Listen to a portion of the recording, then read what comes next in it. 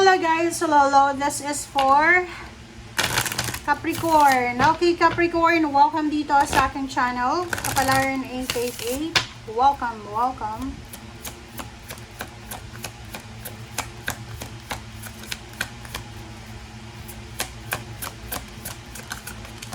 Okay. Capricorn, Wars and Battles. Okay, health. So, yun. Sabi ng bara sa'yo dito, Capricorn, may problema ka. You are in wars and battles sa health mo, sa lahat ng areas. Financial health, may mga financial problems ka, problema sa pera, problema sa kalusugan, problema sa isip kasi hindi ka makatulog sa gabi, sobra kang nag-overthinking, problema sa sa family, parang ganon. Basta may marami kang problema, relationships or ano pa man. And battles ka. So nakikita ko sa'yo dito, pwedeng apektado ka ng Saturn retrograde or talagang naka-destiny na problema to.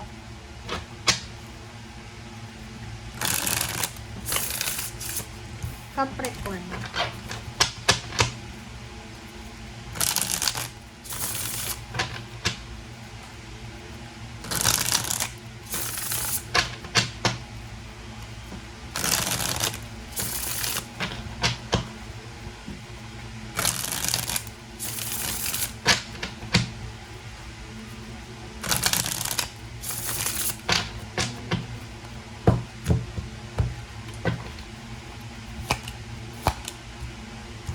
Okay, Knight of Wands and Page of Cups.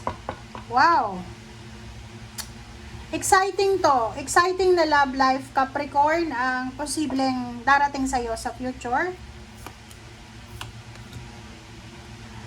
May bago kang support system. So, marami kang makikilala na bagong kaibigan, bagong kakilala, bagong kakampi.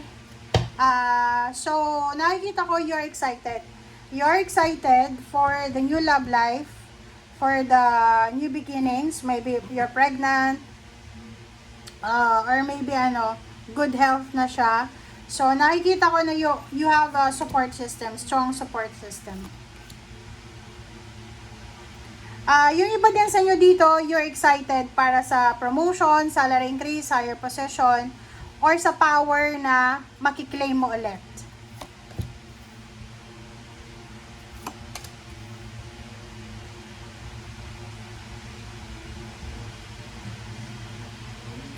Dito naman, sinasabi ng bara sa'yo na kung bago kang break sa relationship mo, posibleng nag-aantay ka ng bagong relationship ngayon. Or naghahanap ka, sabihin natin na you're looking for a new relationship. And nakikita mo na marami kang choice and options. Wow, ang galing. Pero, ang sabi ng bara sa'yo dito, na sa panahon ngayon, sa sitwasyon mo ngayon, hindi relationship ang kailangan mo daw na hanapin. Okay? Ang sabi ng bara sa'yo dito, hindi relationship ang kailangan mong hanapin. Kailangan mong hanapin yung financial stability sa ngayon. Okay? Kasi kung makikita mo dito, naghihirap ka talaga eh. Wala kang pera, wala kang savings. Pwedeng may karelasyon ka pero or sinusuportahan ka ng karelasyon mo kaso nag-break na kayo. So parang ganun. Back to zero ka.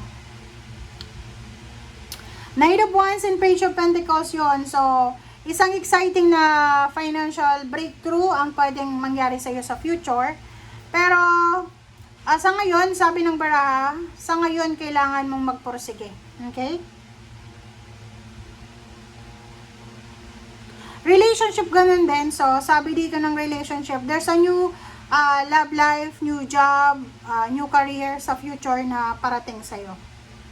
Kung tungkol sa pera naman, sa sitwasyon mo ngayon, like, halimbawa, wala kang pera sa ngayon, wala kang trabaho, wala kang savings, sinasabi ng bara sa'yo dito na may mga choices ka, there's a choices na, you have choices and the options na kung ano yung pwede mong pagkakitaan. Kung hindi ka mapili sa trabaho, 'di ba? Hindi ka masyadong maarte or hindi ka mapili sa trabaho, Kahit anong klaseng trabaho, pwede mong pasukin hanggat legal yan.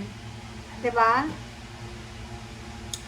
Okay, so dito sa barahan mo, sinasabi din na gawin mong motivation daw. Gawin mong motivation yung financial na pinagdadaanan mo sa ngayon.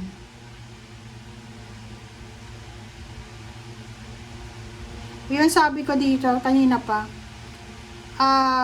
Marami kang options about sa relationship. Mataas yung standard mo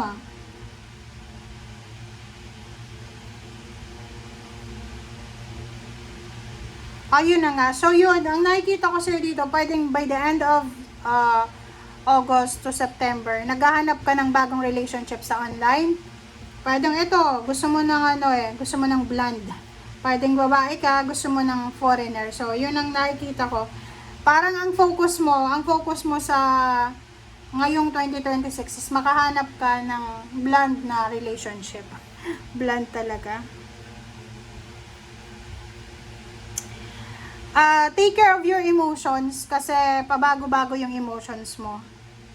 Huwag kang masyadong ma-overwhelm sa financial problems mo. Kumbaga, sabi ng baraha dito, chill lang, relax lang tayo. Kasi hindi lang naman ikaw ang may problema sa pera. Lahat tayo mayroon. Okay? Ang nakikita ko sa'yo dito, ang ideal na relationship mo talaga is yung relationship na maaasahan mo. Yung susuportahan ka sa financial mo, susuportahan ka emotional. Yung parang sugar daddy, sugar mommy, parang ganon yung ideal love life mo. So, sa nakikita ko sa'yo dito, yun, naghahanap ka, pinipili mo talaga kung sino yung talagang relationship na nababagay sa'yo. Which is, mo yun rights mo yun.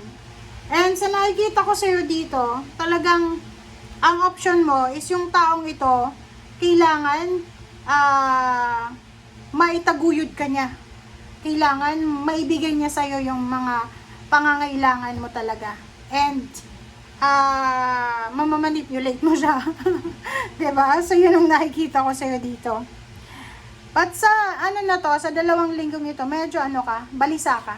Ang dami mong iniisip Marami kang what if, ganyan, ganito. And nakikita ko, bago-bago yung isip mo.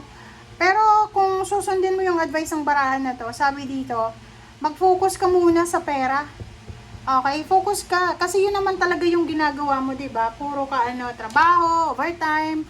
And kung yun ang bibigyan mo ng focus sa ngayon, 3 years from now, mayaman na mayaman ka na. Diba? Pero kung i-mix mo yung financial plan mo sa relationship mo, emotional, hindi. Mahihirapan ka. Lalo sa panahon ngayon, ang dami ng manloloko. Okay? Thank you guys. Bye!